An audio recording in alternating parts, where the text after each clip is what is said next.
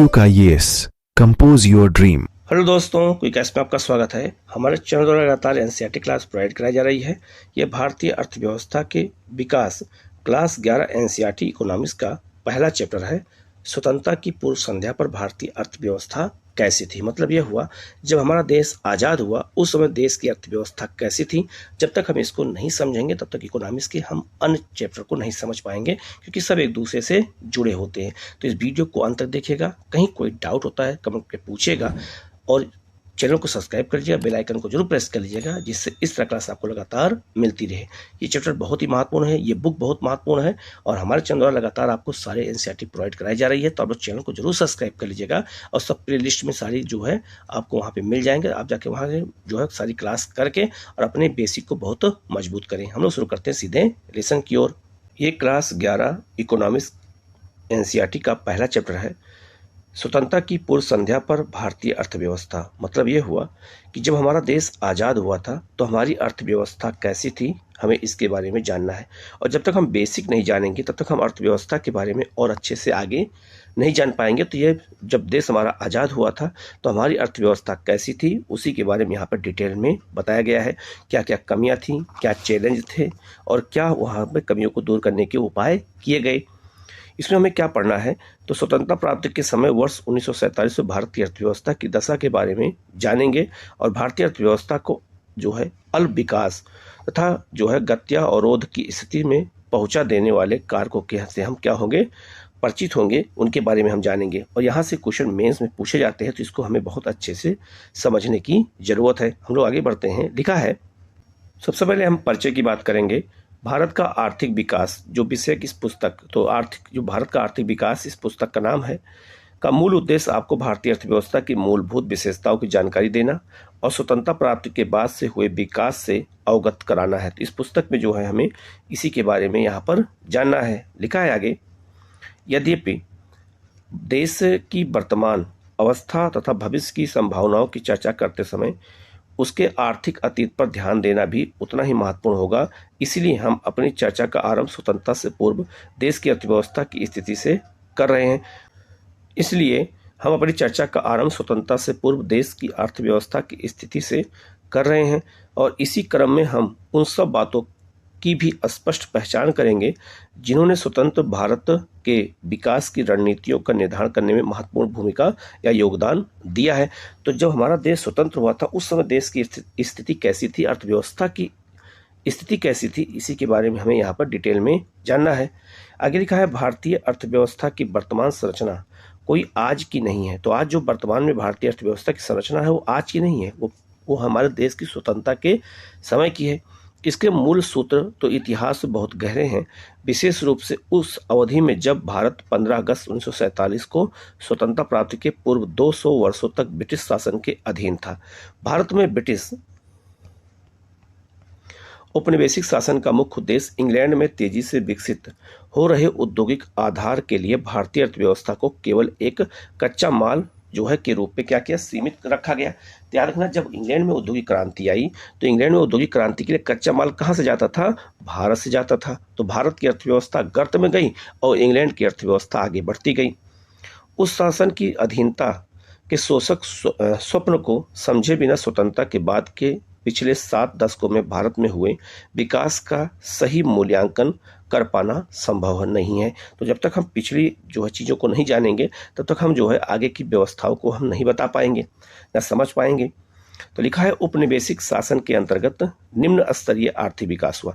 उपनिवेशिक मतलब ये हुआ, जब ब्रिटिश शासन का हमारे देश पर अधिकार था तो उस समय हमारे देश की जो आर्थिक विकास थी वो क्या थी, बिल्कुल निम्न स्तर की थी, और बहुत सारे शोषण होते थे और बहुत सारी जो है हमारे देश में जो है समस्याएं व्याप्त थीं, और इन्हीं कारणों की वजह से हमारे देश में गरीबी, बेरोजगारी, भुखमरी जैसी समस्याएं जो है उसमें उत्पन्न हुई थी। कृषि का पिछड़ापन बहुत ज़्यादा था, उद्योगों का पिछड़ापन बहुत ज़्यादा था। याद रखना, उपनिवेशी शासन काल में जो निम्न स्तरीय आर्थिक विकास हुआ था वो क्या है, अभी यहाँ समझ सकते हैं। लिखा है, अंग्रेजी शासन की स्थापना से पूर्व भारत की अपनी स्वतंत्र अर्थव्यवस्था थी। जब अंग्रेजों का शासन हमारे यहाँ नहीं था तो भारत की अपनी स्वतंत्र अर्थव्यवस्था थी।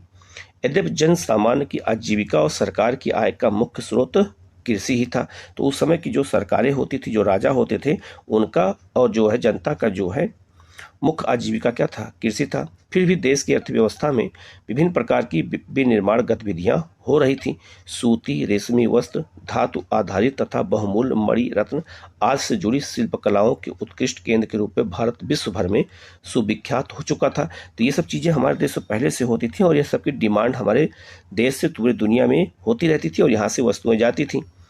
भारत में बनी इन चीज़ों की जो है विश्व के बाजारों में अच्छी सामग्री के प्रयोग, तो हमारे देश की चीज़ों का प्रयोग बहुत ज़्यादा वहाँ पर होता था और उच्च स्तर की कलात्मकता के आधार पर बड़ी प्रतिष्ठा थी। तो हमारे देश में जो है कि जो भी चीज़ें बनती थी, जब अंग्रेज हमारे यहाँ नहीं आए थे तो हमारे वस्तुओं की बड़ी मांग थी, चाहे वो रेशम हो, चाहे वो कपड़े हो, चाहे वो जो है आपका जो है जेवरात हो, कुछ भी हो, तो उनकी मांग बहुत ज़्यादा थी। लेकिन जब अंग्रेज आए तब क्या हुआ? तो लिखा है, औपनिवेशिक शासकों द्वारा रची गई आर्थिक नीतियों का ध्येय भारत का आर्थिक विकास नहीं बल्कि अपने मूल देश के आर्थिक हितों का संरक्षण और संवर्धन ही था। तो अंग्रेजों का मूल उद्देश्य था कि इंग्लैंड का विकास करना है, ना कि भारत का विकास करना है। इन नीतियों ने भारत की अर्थव्यवस्था के स्वरूप के मूल को बदल डाला और भारत इंग्लैंड को कच्चे माल की आपूर्ति करने और वहाँ के बने तैयार माल का आयात करने वाला देश बनकर रह गया। मतलब ये हुआ कि इंग्लैंड जो है में उद्योग लगाए गए और भारत से कच्चा माल कहाँ गया? इंग्लैंड गया और वहाँ से निर्मित सामान को भारत ला करके बेचा गया। तो भारत एक बाजार भी बन गया, किसके लिए? इंग्लैंड के लिए। तो हमारा दो तरीके से क्या हुआ? शोषण हुआ। ठीक है, आगे लिखा है, स्वाभाविक ही था कि उपनिवेशिक शासकों ने कभी इस देश की राष्ट्रीय और प्रति व्यक्ति आय का आकलन करने का भी ईमानदारी से कोई प्रयास नहीं किया। तो याद रखना, राष्ट्रीय आय का और प्रति व्यक्ति आय का प्रयास पहली बार कौन किया था? तो दादा भाई नेहरूजी ने किया था। कब किया था? तो 1867 जो है 66 और 67 में किया था। तो दादा भाई नेहरूजी के अलावा और किसी अंग्रेज ने कभी जो है या ब्रिटिश सरकार ने कभी राष्ट्रीय आय और प्रति व्यक्ति आय का जो है कभी आकलन करने का प्रयास किया ही नहीं। कुछ लोगों ने निजी स्तर पर आकलन किए, मैंने अभी बताया दादा भाई नेहरूजी, पर उनके अनुमानों में बहुत विसंगतियां थी और आपसी मतभेद भी थे, क्योंकि वो इतिहासकार थे तो उनके मत को माना भी नहीं जाता था। ठीक है, आगे लिखा है, इन आकलनकर्ताओं में दादा भाई नेहरूजी, तो इसमें सबसे प्रमुख कौन है? दादा भाई नेहरूजी ने उन्होंने सबसे पहले आकलन किया। इसके अलावा विलियम डिग्बी, इन्होंने भी किया। तो क्वेश्चन आपको पूछना याद रखना पड़ेगा कि किन किन लोगों ने देश की प्रति व्यक्ति और राष्ट्रीय आय के बारे में बताया है।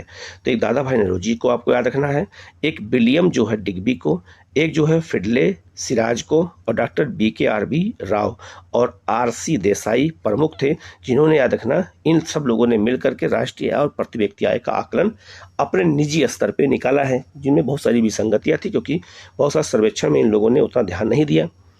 औपनिवेशिक काल के दौरान डॉक्टर राव द्वारा लगाए गए अनुमान बहुत महत्वपूर्ण माना जाता है, क्योंकि इन्होंने वैज्ञानिक तरीके से अध्ययन किया था। तो डॉक्टर BKRB राव ने जब भी अध्ययन किया था 1931-32 में, तो इन्होंने बताया था भारत की प्रति व्यक्ति आय कितनी है? 62 रुपये है। आगे लिखा, फिर भी सभी अध्ययनकर्ता इस बात पर सहमत रहे हैं कि 20वीं शताब्दी के पूर्वार्ध में भारत की राष्ट्रीय आय की वार्षिक वृद्धि दर 2% से कम रही थी तथा प्रति व्यक्ति आय जो है उत्पाद जो है वृद्धि दर तो मात्र 0.5% ही थी। तो हमारे देश की जो प्रति व्यक्ति आय थी बहुत कम थी, इन लोगों ने जो अनुमान लगाया था।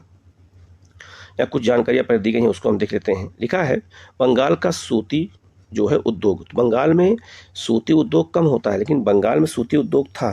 ठीक है, बंगाल में अधिकांशतः जूट उद्योग ज़्यादा फेमस था लेकिन सूती उद्योग भी यहाँ था। लिखा है, मलमल एक विशेष प्रकार का सूती कपड़ा है, इसका मूल निर्माण बंगाल विशेषकर ढाका के आसपास के क्षेत्र पर रहा है। तो याद रखना, जो मलमल के कपड़े बनते थे वो खासकर ढाका में बनते थे। यह नगर अब बांग्लादेश की राजधानी है। ढाका के मलमल के ने उत्कृष्ट कोटि के सूती वस्त्र के रूप में विश्व भर में बहुत ख्याति अर्जित की थी। यह बहुत ही महीन कपड़ा होता था और विदेशी यात्री इसे जो है शाही मलमल या मलमल खास भी कहते थे। इसका आशा यह सही है कि इस कपड़े को शाही परिवारों को उपयोग के योग्य माने जाते थे। ये बहुत महंगा कपड़ा होता था और ये ढाका में बनता था, तो विदेशों में इसकी बड़ी मांग थी। ठीक है, यहाँ पे कुछ चीज़ें और देख लेते हैं। लिखा है, पूर्व ब्रिटिश काल में कृषि। तब आगे हम बढ़ते हैं, तो जब हमारे यहाँ पूर्व ब्रिटिश काल में कृषि कैसी थी पहले हम ये देखते हैं। लिखा है, 17वीं शताब्दी में भारत आए फ्रांसीसी यात्री बर्नियर ने, तो याद रखना, यह भी याद रखना कि बर्नियर यात्री कौन था। तो याद रखना ये फ्रांसीसी था और ये किसके समय में आया था? तो शाहजहां और औरंगजेब के समय में था। तत्कालीन बंगाल का इस प्रकार वर्णन किया है। तो बर्नियर ने बंगाल का वर्णन कैसे किया है? अपने 2 बार के भ्रमण के दौरान बंगाल के विषय में संग्रहित जानकारी के आधार पर मैं कह सकता हूं कि यह क्षेत्र मिस्र देश से कहीं अधिक समृद्ध था। मिस्र मतलब जो इजिप्ट है उससे कहीं अधिक क्या था? समृद्ध था। यहाँ से सूती, रेशमी वस्त्र, चावल, शक्कर और मक्खन का प्रचुर मात्रा में निर्यात होता था। तो हमारे देश में जो है इन चीज़ों का निर्यात होता था। ये कौन बता रहा है? बर्नियर। यहाँ अपने आंतरिक उपभोग के लिए भी गेहूँ, सब्जियां, अनाज, मुर्गे, मुर्गियां, बत्तख आदि का भरपूर उत्पादन होता था, मतलब देश के आंतरिक भागों में उपभोग करने के लिए। यहाँ सुअरों के बड़े बड़े झुंड तथा भेड़ बकरियों के विशाल झुंड भी विद्यमान हैं। इस क्षेत्र में हर प्रकार की मछलियां प्रचुरता में उपलब्ध है। कहाँ पर? बंगाल में। राजमहल से लेकर, तो राजमहल याद रखना कोई घर नहीं है राजा का, राजमहल एक जिले का नाम है। ये कहाँ पे है? वर्तमान बांग्लादेश में है। तो राजमहल से लेकर समुद्र तक अतीत में परिवहन तथा सिंचाई के लिए गंगा नदी से जो है काट करके बनाई गई नहरों का जाल सा बिछाया गया था। ठीक है, उस समय। आगे लिखा है 17वीं शताब्दी में अपने देश की कृषि समृद्धि के बारे में लिखिए। तो उस समय हमारी कृषि समृद्धि कैसी थी? खास करके मुगल शासनकाल में और उसके बाद लगभग 200 वर्षों बाद जब ब्रिटिश भारत को छोड़कर गए, उस समय की कृषि की गतिहीनता के साथ उसका तुलनात्मक अध्ययन भी कर सकते हैं कि ब्रिटिश शासनकाल में अर्थव्यवस्था कैसी थी और जो है वो कैसे जो है क्या कहते हैं गर्त में चली गई। तो उसके बारे में एक क्वेश्चन बहुत अच्छा है, तो आप इसको लिख के भी आप जो है प्रयास कर सकते हैं। ठीक है, अब हम लोग कृषि क्षेत्र की बात करें तो जब देश हमारा आज़ाद हुआ तो कृषि व्यवस्था कैसी थी? तो ब्रिटिश औपनिवेशिक शासन के अंतर्गत भारत मूलतः एक कृषि अर्थव्यवस्था ही बना रहा। देश की लगभग 85% जनसंख्या जो गांव में रहती थी, गांव में बसी थी, प्रत्यक्ष या अप्रत्यक्ष रूप से कृषि के माध्यम से ही अपनी रोजी रोटी कमा रही थी। एक बड़ी जनसंख्या का व्यवसाय होने के बाद भी कृषि क्षेत्र में गतिहीन विकास की प्रक्रिया चलती रही। मतलब यह हुआ कि कृषि क्षेत्र में जनसंख्या का बहुत बड़ा क्षेत्र निर्भर है, ठीक है, और व्यवसाय कर रहा है रोज और अपनी रोजी रोटी चला रहा है, फिर भी इसका विकास क्या था? बहुत ही गतिहीन स्थिति में था। बहुत ज़्यादा कृषि का विकास अंग्रेजों ने नहीं किया। ठीक है, आगे लिखा है यही नहीं, अनेक अवसरों पर उसमें अप्रत्याशित ह्रास या गिरावट भी अनुभव की गई। भले ही कृषि अधीन क्षेत्र के प्रसार के कारण जो है कुल कृषि उत्पादन में वृद्धि हुई हो, किंतु कृषि उत्पादकता में कमी आती रही। कृषि क्षेत्र की गतिहीनता का मुख्य कारण क्या था? तो हमारे देश की जो कृषि जो है गर्त में गई, जो कमी हुई, जो समस्याएं हुई, उसके पीछे क्या कारण थे? अब इन कारणों को अगर हम देखें तो यहाँ लिखा है औपनिवेशिक शासन द्वारा लागू की गई भू जो व्यवस्था थी, प्रणाली, ये सबसे पहला कारण था जो हमारे कृषि को सबसे ज़्यादा नुकसान पहुंचा, जिसमें जमींदारी, महलवाड़ी और रैयतवाड़ी व्यवस्था थी। आज के समस्त पूर्वी भारत में जो उस समय बंगाल प्रेसिडेंसी कहा जाता था, लागू की गई जमींदारी व्यवस्था में तो कृषि कार्यों से होने वाला समस्त लाभ को जमींदार ही हड़प लेते थे। तो जमींदारी व्यवस्था ने कृषि को क्या किया? बहुत ज़्यादा नुकसान पहुंचाया। किसानों के पास कुछ नहीं बच पाता था क्योंकि सारा जमींदार हड़प लेते थे।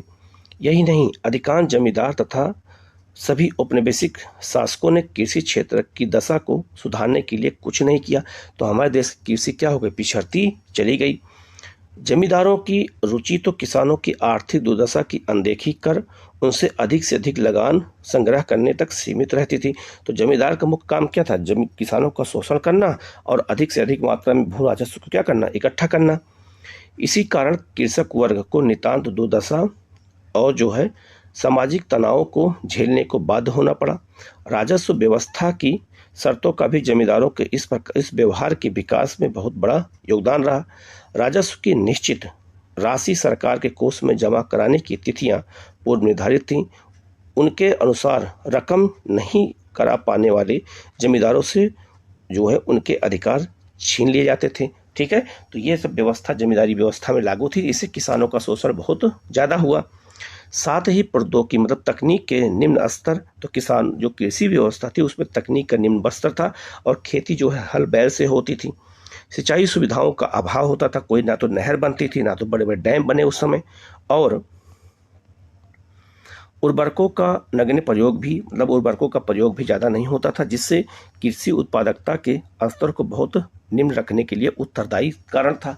तो हमारे यहाँ अंग्रेजों के समय न तो सिंचाई की व्यवस्था ठीक से की गई, ना तो वहाँ पे कोई यंत्रों का उपयोग किया गया कृषि में, तो कृषि और ना उर्वरक का, तो कृषि पिछड़ती चली गई। किसानों की दुर्दशा को और बढ़ाने में इसका भी बड़ा योगदान रहा। देश के कुछ क्षेत्रों में कृषि के व्यवसायीकरण के कारण, क्या देखना अंग्रेजों के समय में क्या हुआ, कृषि का व्यवसायीकरण हो गया और यहाँ पर क्या होने लगा, अब वाणिज्यिक फसलों की खेती होने लगी, जैसे चाय, कॉफी, रबड़ बागान। तो उसे हम क्या कहते हैं, कृषि का व्यवसायीकरण कर दिया गया और के कारण नकदी फसलों की उच्च उत्पादकता के प्रमाण भी मिलते हैं। किंतु उस उच्च उत्पादकता के लाभ भारतीय किसानों को नहीं मिल पाते थे, क्योंकि उन्हें तो खाद्यान्न की खेती के स्थान पर नकदी फसलों का उत्पादन करना पड़ता था। तो अंग्रेजों ने जबरदस्ती नील की खेती करना शुरू किया, जिससे जो है किसानों को जो है बहुत नुकसान हुआ, जिसका उपयोग जो है प्रयोग अंततः इंग्लैंड में लगे कारखानों में किया जाता था। सिंचाई व्यवस्था में कुछ सुधार के बावजूद भारत बाढ़ नियंत्रण और भूमि की उपजाऊ शक्ति के मामले में पिछड़ा हुआ था, जबकि किसानों के एक छोटे से वर्ग ने अपने फसल पैटर्न को परिवर्तित जो है खाद्यान्न फसलों की जगह जो है वाणिज्यिक फसलों उगाना आरंभ कर दिया। ठीक है, अब हमारे यहाँ भी किसान क्या हो गए कि जो है अपने खेत के पैटर्न को बदल दिया मजबूरी में। काश्तकार मतलब होता है किसान। काश्तकारों के एक बड़े वर्ग तथा छोटे किसानों के पास कृषि क्षेत्र में निवेश करने के लिए ना तो संसाधन थे और ना ही तकनीक थी और ना ही वह कोई जो है उनको प्रेरणा देने वाला था। इसलिए हमारे देश की अर्थव्यवस्था में कृषि क्या हो गई, पिछड़ती हुई चली गई। अब हम लोग आगे बढ़ते हैं। लिखा है औद्योगिक क्षेत्र। तो औद्योगिक क्षेत्र में हमारे देश की क्या स्थिति थी, तो कृषि की ही बात औपनिवेशिक व्यवस्था के अंतर्गत भारत एक सुदृढ़ औद्योगिक आधार का विकास भी नहीं कर पाया। तो जैसे कृषि पिछड़ गई थी, वैसे अंग्रेजों के समय में हमारा उद्योग भी क्या हो गया, पिछड़ गया। देश की विश्व प्रसिद्ध शिल्पकलाओं का पतन हो गया। तो हमारे देश में जो शिल्पकला बहुत प्राचीन और मध्यकाल में बहुत विकसित हुई थी, उसका जो है क्या हो गया, अंग्रेजों के समय में पतन हो गया। किंतु उस प्रतिष्ठित परंपरा का स्थान ले सकने वाली किसी आधुनिक जो है औद्योगिक आधार की रचना नहीं होने दी गई। तो अंग्रेजों के समय में कोई हमारे यहाँ और प्रसिद्ध कोई व्यवस्था नहीं हो पाई।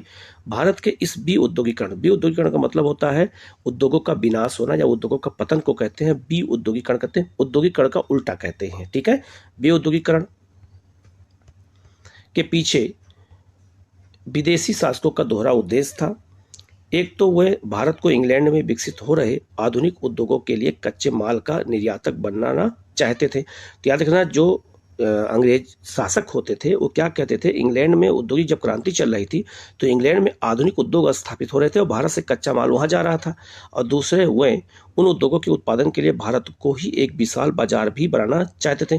तो भारत क्या था, अंग्रेजों के लिए बाजार भी था और कच्चे माल का स्रोत भी था। तो हमारा दो तरह के शोषण हुआ और हमारे देश में कृषि की तरह उद्योगों का भी विकास अंग्रेजों के समय में क्या हो गया, पीछे रह गया। इस प्रकार उन उद्योगों के प्रसार के सहारे वे अपने देश ब्रिटेन के लिए अधिकतम लाभ सुनिश्चित करना चाहते थे।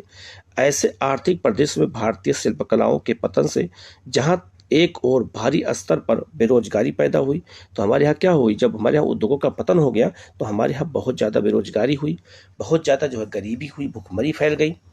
आगे लिखा है वहीं स्थानीय उत्पाद से वंचित भारतीय बाजारों में मांग का भी प्रसार हो रहा था। इस मांग को इंग्लैंड के सस्ते निर्मित उत्पादों के लाभपूर्ण आयात द्वारा पूरा किया जाता था। तो हमारे यहाँ जब वस्तुओं की जो मांग होती थी वो इंग्लैंड से बने बनाए मशीनों से जो निर्मित सामान आते थे उसी से उसकी पूर्ति होती थी।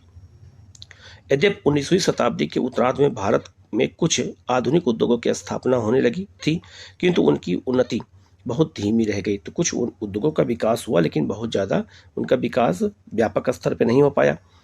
प्रारंभ में तो यह विकास केवल सूती वस्त्र और पटसन उद्योगों को आरंभ करने तक ही सीमित था। तो भारत में सबसे पहले सूती वस्त्र आपका जो है पश्चिमी भारत में, जैसे आप महाराष्ट्र, गुजरात में, और पटसन उद्योग आपका जो है पश्चिम बंगाल में, जिसे हम जूट उद्योग कहते हैं, यही उद्योग भारत में सबसे पहले स्थापित किया गया। सूती कपड़ा मिलें प्रायः भारतीय उद्यमियों द्वारा ही लगाई गई। तो भारत के जो बड़े बड़े व्यापारी थे उन्होंने ही लगाया, और ये देश के पश्चिमी क्षेत्रों आज के महाराष्ट्र और गुजरात में ही अवस्थित थी, जैसा मैंने अभी आपको बताया। ठीक है, उसी तरह पटसन उद्योग की स्थापना, जो पटसन उद्योग था उसकी स्थापना श्रेय विदेशियों को दिया जा सकता है। यह उद्योग केवल बंगाल तक ही सीमित रहा। 20वीं शताब्दी के आरंभिक वर्षों में लोहा और इस्पात उद्योग का विकास प्रारंभ हुआ। तो हमारे यहाँ लौह इस्पात उद्योग पहली factory Tata iron steel company, जिसे हम टिस्को कहते हैं, इसकी स्थापना की गई थी 1907 में। ये प्राइवेट कंपनी थी। तो भारत में पहली इस्पात कंपनी यही थी और आज दुनिया की मतलब भारत की सबसे बड़ी इस्पात कंपनी भी आज यही है यहाँ पे। और ये कहाँ पर है? ये जमशेदपुर में है। दूसरे विश्व युद्ध के बाद चीनी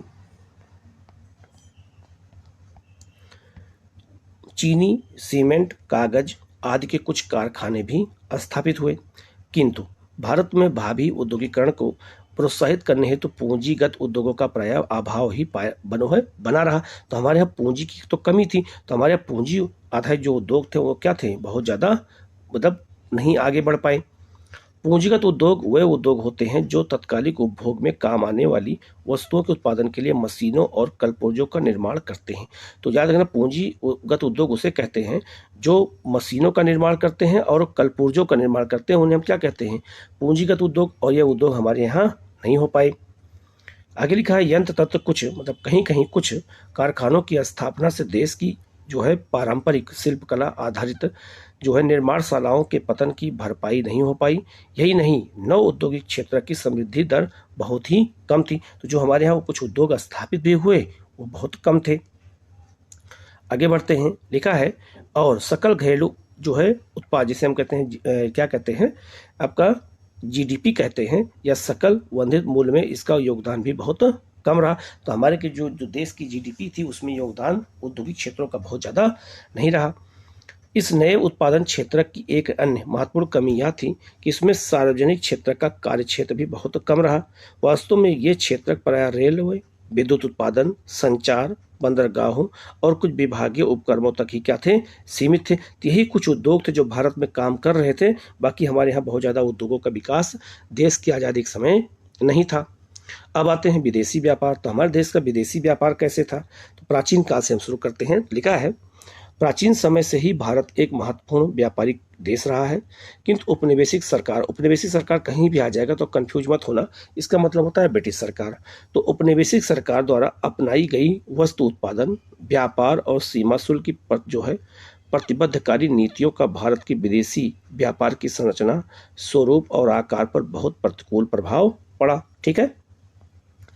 परिणाम स्वरूप भारत कच्चे उत्पाद जैसे रेशम, कपास, ऊन, चीनी, नील और पटसन आदि का निर्यातक होकर के रह गया। तो हमारे देश से जो वस्तुओं का जो निर्यात होता था वो अधिकांशतः कृषि आधारित होते थे और कच्चे माल होते थे, जैसे रेशम हो गया, कपास हो गया, ऊन हो गया, चीनी हो गया, नील हो गया, पटसन हो गया। तो इन्हीं का निर्यात होता था। साथ ही यह सूती, रेशमी, ऊनी वस्त्रों जैसे अंतिम उपभोग वस्तुओं और इंग्लैंड के कारखानों में बनी हल्की मशीनों आदि का आयातक भी हो गया। व्यवहारिक रूप से इंग्लैंड ने भारत के आयात निर्यात व्यापार पर अपना एकाधिकार जो है जमाए रखा। तो हमारे देश में जो है इंग्लैंड के व्यापार का एकाधिकार ज़्यादा रहा। भारत का आधे से अधिक व्यापार तो केवल इंग्लैंड तक ही सीमित रहा। तो अधिकतर जो है उस समय व्यापार किसके साथ होता था? इंग्लैंड के साथ, क्योंकि वहीं से वस्तुएं आती थीं और वहीं से वस्तुएं क्या होती थीं? जाती थीं। ठीक है। शेष कुछ व्यापार किसके साथ होता था? तो चीन, श्रीलंका, ईरान से भी होने लगा था। स्वेज नहर का जो है विकास उस समय हो गया था, तो इसके थोड़ा बहुत व्यापार यहाँ पर होने लगा। आप ये देख सकते हैं स्वेज नहर का ये मैप यहाँ पर बनाया गया है। तो पहले जब यूरोप से, खासकर जब इंग्लैंड से व्यापार होता था भारत के लिए, तो इस मार्ग से आते थे ऐसे, तब यहाँ पे पहुँच के व्यापार करते थे। जब यहाँ स्वेज नहर बन गया तो यहाँ से सीधे भूमध्य सागर होते हुए स्वेज नहर होते लाल सागर से सीधे अरब सागर। तो यहाँ से इतना बड़ा व्यापारिक 7,000 किलोमीटर का व्यापारिक मार्ग क्या हो गया? वो कम हो गया। ठीक है। तो स्वेज नहर के बारे में हम यहाँ पे अभी आपको डिटेल में यहाँ पर हम बता देंगे। ठीक है। यहाँ स्वेज नहर के बारे में इसको पढ़ देते हैं। लिखा है स्वेज नहर के माध्यम से व्यापार। तो स्वेज नहर उत्तर पूर्वी मिस्र में, ये किस देश में है? मिस्र में है। स्वेज जल मतलब स्थल संधि के आर पार उत्तर से दक्षिण की ओर प्रवाहित होने वाला एक कृत्रिम जलमार्ग है। कृत्रिम जलमार्ग है। ठीक है। ये भी आपको याद रखना है। ठीक है। इसके अलावा यह भूमध्य सागर को मिस्र, पतन, पोर्ट सहित को लाल सागर की जो है प्रशाखा स्वेज की खाड़ी से जोड़ता है। तो इसके एक तरफ पोर्ट सहित और एक तरफ जो है जो आपका स्वेज, दो बंदरगाह हैं। इस नहर से अमेरिका, यूरोप से आने वाले जलयानों को दक्षिणी एशिया, पूर्वी अफ्रीका और प्रशांत महासागरीय तटवर्ती देशों के लिए एक छोटा और सीधा जलमार्ग जो है सुलभ हो गया, जैसा मैंने आपको समझाया। अब उन्हें अफ्रीका के दक्षिणी छोर की परिक्रमा नहीं करनी पड़ती, जो मैंने आपको भी बताया था। स्वेज नहर आज आर्थिक और जो है सामरिक दृष्टि से विश्व का सबसे महत्वपूर्ण जलमार्ग है। वह जो है 1869 में इसके खुल जाने से परिवहन लागतें बहुत कम हो गई। आपको एक याद करने का तरीका बता देता हूँ। अगर एग्जाम में पूछा जाए कि स्वेज नहर कब बन के तैयार हुई या कब खुल गई, तो 1869 में, और इसी समय गांधी का जन्म भी हुआ था। इसी वर्ष गांधी का जन्म भी हुआ था जिस वर्ष स्वेज नहर खुली थी। आगे लिखा है यहाँ पे, खुल जाने से परिवहन लागतें बहुत कम हो गई और भारतीय बाजार तक पहुंचना क्या हो गया, बहुत ही सुगम हो गया, बहुत आसान हो गया। तो यहाँ वही स्वेज नहर के जो है मानचित्र को यहाँ दिखाया गया है कि कैसे इस तरह से भूमध्य सागर, लाल सागर होते हुए अरब सागर होते हुए व्यापार होने लगा। तो इतने बड़े मार्ग में क्या हो गई, कमी आ गई, ईंधन की, समय की, और जो है 7,000 किलोमीटर की जो है लंबी दूरी क्या हो गई, कम हो गई। आगे लिखा है, मार्ग खुलने से भारत के व्यापार पर अंग्रेजी नियंत्रण और भी सख्त हो गया, जैसा भी अभी आप लोग मैंने यहाँ पे बता दिया। विदेशी व्यापार के अंतर्गत भारतीय आयात निर्यात की सबसे बड़ी विशेषता जो है निर्यात अधिशेष का बड़ा आकार रहा है, किंतु इस अधिशेष की भारतीय अर्थव्यवस्था को बहुत भारी जो है लागत चुकानी पड़ी। मतलब यह हुआ कि हमारे देश में अंग्रेजों के समय में निर्यात बहुत ज़्यादा होता था। क्यों? क्योंकि वो बने बनाए वस्तुओं को हमारे देश में लाते थे। ठीक है। देश के आंतरिक बाजारों में अनाज, कपड़ा और मिट्टी का तेल जैसी अनेक आवश्यक वस्तुएं मुश्किल से उपलब्ध हो पाती थी। यही नहीं, इस निर्यात अधिशेष का देश में सोने और चांदी के प्रवाह में भी जो है कोई प्रभाव नहीं पड़ा। ठीक है। वास्तव में इसका जो प्रयोग तो अंग्रेजों की भारत पर शासन करने की जो है गढ़ी गई व्यवस्था का खर्च उठाने में भी हो जाता था। अंग्रेजी सरकार के युद्धों पर व्यय तथा अदृश्य मदों कहते हैं जो सेवाएं होती हैं। ठीक है।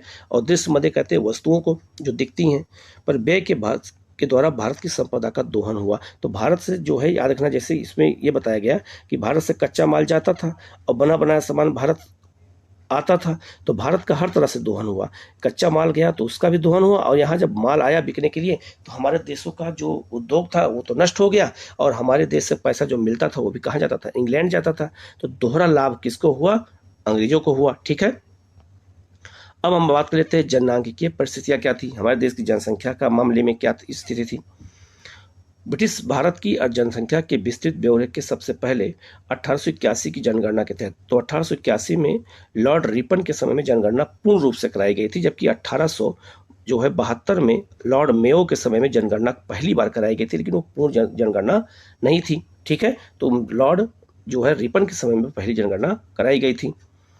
लिखा है, एकत्रित किए गए, यद्यपि इसकी कुछ सीमाएं थी, फिर भी इसमें भारत कि जनसंख्या समृद्धि की विषमता बहुत स्पष्ट थी। हमारे देश में जनसंख्या क्या थी, बहुत ज़्यादा विषम थी, कहीं बहुत ज़्यादा थी तो कहीं बहुत कम थी।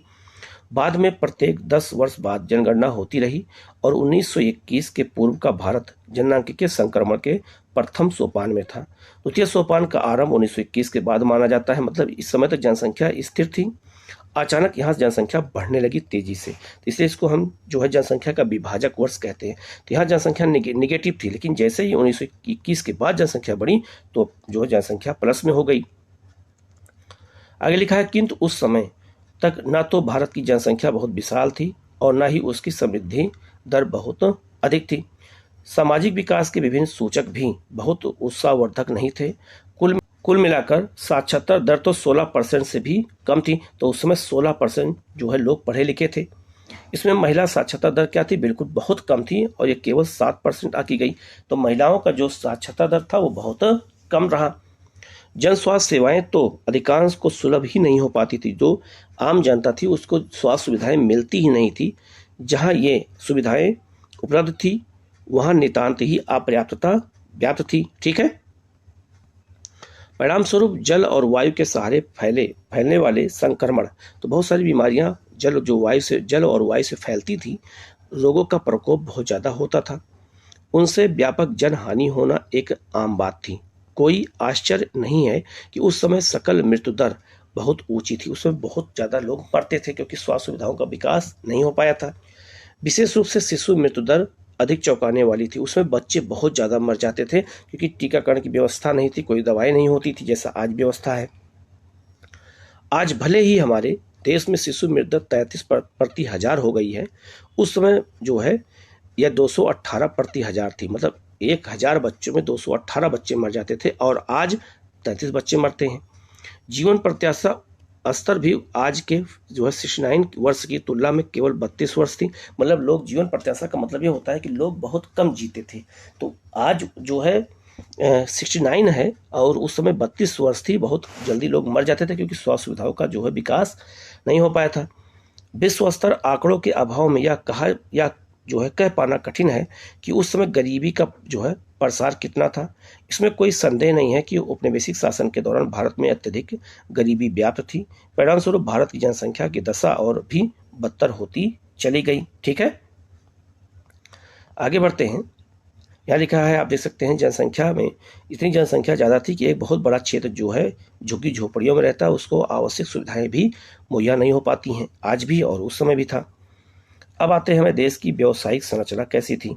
उस समय जब हमारा देश आज़ाद होने वाला था तो व्यावसायिक संरचना कैसी थी। तो लिखा है, औपनिवेशिक भारत में विभिन्न औद्योगिक क्षेत्रकों में लगे कार्यशील श्रमिकों, तो कार्यशील श्रमिक उसे कहते हैं जो काम करते हैं, तो 15 वर्ष से लेकर के और जो है 59 वर्ष तक की जनसंख्या को हम क्या कहते हैं, कार्यशील जनसंख्या कहते हैं। कि अनुपातिक विभाजन में कोई परिवर्तन नहीं आया। कृषि सबसे बड़ा व्यवसाय था, तो उस समय सबसे बड़ा व्यवसाय क्या था, कृषि, लेकिन आज सबसे बड़ा व्यवसाय क्या हो गया है, सेवा क्षेत्र हो गया है। आगे लिखा है, इसमें 70-75% जनसंख्या लगी थी। तो कृषि में जो है, जब हमारा देश आज़ाद हुआ है उस समय 70 से 75% जनसंख्या कृषि पर ही डिपेंड थी। विनिर्माण और सेवा क्षेत्रों में क्रमशः 10% और 15% जन समुदाय को रोजगार मिल पाता था। तो उस समय सेवा क्षेत्र और आपका जो है विनिर्माण क्षेत्र, उद्योग क्षेत्र बहुत कम था। क्षेत्रीय विषमताओं में वृद्धि एक बड़ी विलक्षणता रही। क्षेत्रीय विषमताओं का मतलब यह है कि कुछ राज्य बहुत अमीर थे और कुछ राज्य अत्यधिक गरीब थे। लिखा है, उस समय की मद्रास प्रेसिडेंसी, आज के तमिलनाडु, आंध्र प्रदेश, कर्नाटक और केरल प्रांतों के क्षेत्रों, मुंबई और बंगाल के कुछ क्षेत्रों में कार्यबल की कृषि क्षेत्र पर निर्भरता में कमी आ रही थी, क्योंकि यहाँ पर सेवा और उद्योग जो है विनिर्माण का बहुत ज़्यादा महत्व बढ़ रहा था। देखो यहाँ लिखा भी है, ठीक है, कि विनिर्माण और सेवा क्षेत्र का महत्व बढ़ रहा था यहाँ पे। किंतु उसी अवधि में पंजाब, राजस्थान और उड़ीसा के क्षेत्रों में कृषि में लगे श्रमिकों के अनुपात में वृद्धि आकी जाती थी। तो याद रखना, इस क्षेत्र में जो है कृषकों का अनुपात ज़्यादा था, तो इस क्षेत्र में जो है कुछ जो है विनिर्माणों का उत्पादन शुरू हो गया था। अब बात कर लेते हैं इंफ्रास्ट्रक्चर की। जो है हमारे देश की, जब देश आज़ाद हुआ उस समय आधारित संरचना कैसी थी, इंफ्रास्ट्रक्चर भारत का कैसा था, रेलवे की क्या स्थिति थी, सड़क कितने थे, ठीक है, हॉस्पिटल कितने थे, स्कूल कितने थे। तो लिखा है, औपनिवेशिक शासन के अंतर्गत देश में रेलों, पत्तनों मतलब बंदरगाह, जल परिवहन और डाक तार आदि का विकास हुआ। इसका श्रेय जन सामान्य को अधिक सुविधाएं प्रदान करना नहीं था। ये कार्य तो औपनिवेशिक हित साधने के उद्देश्य से किए गए थे।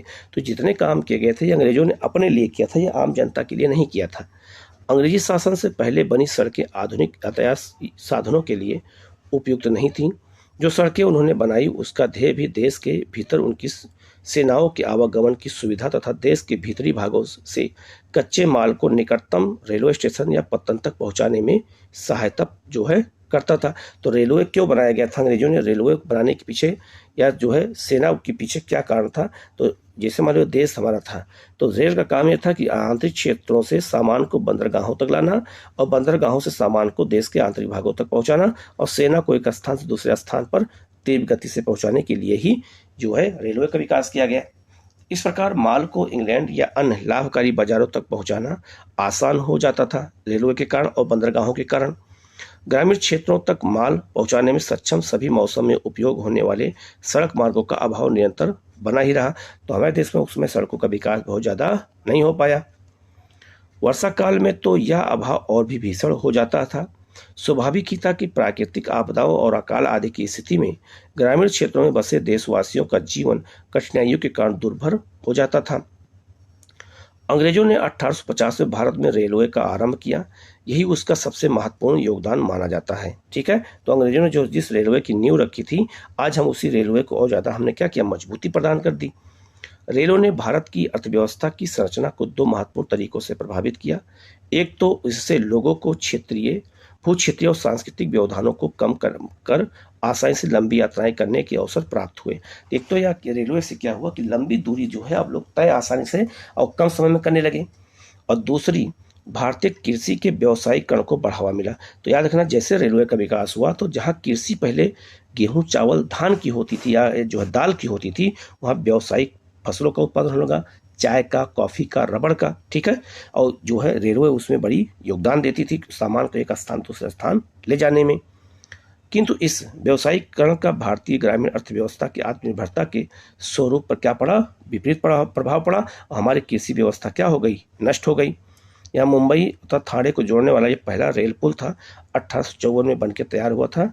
ये जो अब आपको पता होगा कि भारत की पहली रेलवे मुंबई से थाने के बीच चलाई गई थी 34 किलोमीटर, ठीक है। तो याद रखना, ये पुल बनाया गया था ये नदी पर, ये उसी को दिखाया गया है, ठीक है। आगे लिखा है, भारत के निर्यात में निसंदेह विस्तार हुआ, परंतु इसके लाभ भारतवासियों को मुश्किल से ही प्राप्त होते थे। निर्यात में वृद्धि तो हुई, लेकिन वो अंग्रेजों के लिए इम्पोर्टेंट था, हमारे लिए नहीं था। इस प्रकार जन सामान को मिले सांस्कृतिक लाभ व्यापक होते हुए भी देश की आर्थिक हानि की भरपाई नहीं कर पाया। तो सांस्कृतिक लाभ हुआ, लोग एक दूसरे जगह आने जाने लगे, लेकिन आर्थिक लाभ नहीं हो पाया। सड़कों तथा रेलों के विकास के साथ साथ उपनिवेशिक व्यवस्था ने आंतरिक व्यापार तथा समुद्री जलमार्गों के विकास पर भी ध्यान दिया, किंतु ये उपाय बहुत संतोषजनक नहीं थे। उस समय के आंतरिक जलमार्ग अलाभकारी सिद्ध हुए। उड़ीसा की तटवर्ती नहर इसका विशेष उदाहरण है। यद्यपि इस नहर का निर्माण सरकारी कोष से किया गया था, तथापि यह जो है रेल मार्ग से जो स्पर्धा नहीं कर पाई। नहर के समानांतर रेल मार्ग विकसित होने के बाद अंततः उस जलमार्ग को छोड़ दिया गया। भारत में विकसित की गई महंगी तार व्यवस्था का मुख्य ध्येय तो कानून व्यवस्था को बनाए रखना था। जो हमारे यहाँ तार व्यवस्था बनाई गई थी वो हम जनता के लिए नहीं था, वो कानून व्यवस्था को बनाने के लिए की गई थी। एक स्थान से दूसरे स्थान को सूचनाओं को पहुंचाने के लिए ये व्यवस्था की गई थी। दूसरी ओर डाक सेवाएं अवश्य जन सामान्य को सुविधा प्रदान कर रही थी, किंतु वे बहुत ही अपर्याप्त थीं। आधारित संरचनाओं की वर्तमान अवस्था के विषय में आपको अध्याय 8 में हम आगे और अच्छे से जानकारी यहाँ इकट्ठा करेंगे। निष्कर्ष की बात कर लें हम लोग, लिखा है, स्वतंत्रता प्राप्ति तक 200 वर्षों के विदेशी शासन का प्रभाव भारतीय अर्थव्यवस्था के प्रत्येक आयाम पर अपनी पैठ बना चुका था। कृषि क्षेत्र पहले से ही अत्यधिक श्रम अधिशेष के भार से लदा हुआ था। मतलब हमारे देश में कृषि में जो है बहुत ज़्यादा श्रमिक लगे हुए थे। उसकी उत्पादकता का स्तर भी बहुत कम था। हमारे देश की कृषि उत्पादकता क्या थी, बहुत कम थी। औद्योगिक क्षेत्र भी आधुनिकीकरण जो है वैश्विक या क्षमता संवर्धन और सार्वजनिक निवेश में वृद्धि की मांग कर रहा था। लगातार वही सोच रहा था कि लगातार हमारे यहाँ उसकी मांग होती रहे। विदेशी व्यापार तो केवल इंग्लैंड की औद्योगिक क्रांति को पोषित कर रहा था। तो विदेशी व्यापार केवल इंग्लैंड के लिए महत्वपूर्ण था, हमारे देश के लिए था नहीं। प्रसिद्ध रेलवे नेटवर्क सहित सभी आधारित संरचनाओं में उन्नयन, प्रसार और जो है जनोन्मुखी विकास की आवश्यकता थी। व्यापक गरीबी और बेरोजगारी भी सार्वजनिक आर्थिक नीतियों को जन कल्याणोन्मुखी बनाने का आग्रह कर रही थी। संक्षेप में देश में सामाजिक और आर्थिक चुनौतियां बहुत ही ज़्यादा थी। तो हमारे देश में हर तरह से क्या थी, चुनौतियां मौजूद थीं। यहाँ पे आप देख सकते हैं, यहाँ टाटा एयरलाइंस का यह 1932 में उड़ान भरते हुए एक हवाई जहाज को यहाँ पे दिखाया गया है, आप ये देख सकते हैं। तो हमारे देश की जो है वायुसेना भी उस जो वायु यात्रा भी थी, वायु मार्ग है, ये भी बहुत कमज़ोर था, लेकिन धीरे धीरे क्या हुआ, बढ़ने लगा। तो इस चैप्टर में जो इंपॉर्टेंट चीज़ था मैंने बता दिया है। हम इसमें देख लेते हैं हमने क्या क्या इसमें हमने पढ़ा है। यहाँ पे समरी के रूप में दिया गया, तो लिखा है, मतलब एक तरह से रिवीजन करने के लिए है कि स्वतंत्रता के बाद आर्थिक विकास की उपलब्धियों को सही रूप में समझ पाने के लिए स्वतंत्रता पूर्व की अर्थव्यवस्था की सही जानकारी आवश्यक है। औपनिवेशिक शासन की आर्थिक नीतियां शासित देश और वहां के लोगों के आर्थिक विकास से प्रेरित नहीं थी। उनका ध्येय तो इंग्लैंड के आर्थिक हितों का संरक्षण और संवर्धन था, हमारे देश से कोई मतलब नहीं था। भले ही भारत की जनसंख्या का बहुत बड़ा भाग कृषि से ही अपनी आजीविका पाता था, किंतु कृषि क्षेत्र गतिहीन ही रहा, इसमें ह्रास के भी प्रमाण मिलते हैं। भारत की अंग्रेजी सरकार द्वारा अपनाई गई नीतियों के कारण भारत के विश्व प्रसिद्ध हस्तकला उद्योगों का पतन हो रहा और उनके स्थान पर किसी आधुनिक औद्योगिक संरचना की क्या हो रही थी, नहीं हो पा रही थी। इसके अलावा पर्याप्त सार्वजनिक स्वास्थ्य सेवाओं का अभाव था। बार बार प्राकृतिक आपदाओं और अकाल ने जन सामान्य को बहुत ही निर्धन बना डाला और इसके कारण उच्च मृत्यु दर जो है का सामना करना पड़ा। यद्यपि अपने औपनिवेशिक हितों से प्रेरित होकर के विदेशी शासकों ने आधारित संरचना सुविधाओं को सुधारने का प्रयास किया। मतलब जो हमारे देश में अवसंरचनाओं का विकास किया अंग्रेजों ने, वो केवल अपने लिए किया था, हमारे लिए नहीं किया था, लेकिन उन्होंने कुछ मात्रा में किया था। परंतु इन प्रयासों में उनका ही जो है निहित स्वार्थ था, हमारा कोई मतलब नहीं था। यदि स्वतंत्र भारत की सरकार ने योजनाओं द्वारा यह आधार को और बनाया और ज़्यादा क्या किया, मजबूत किया। तो इकोनॉमिक्स के हर चैप्टर को मैं यहाँ बता दूंगा, आप वीडियो को अंत तक देखिएगा। कहीं कोई डाउट होता है कमेंट करके पूछिएगा, और इन सब चैप्टर के अलग से मैं क्वेश्चन आप लोगों को कराऊंगा चैप्टर वाइज, ठीक है। तो आप लोग चैनल को जरूर सब्सक्राइब कर लीजिएगा, बेल आइकन को प्रेस कर लीजिएगा। Okay, thank you.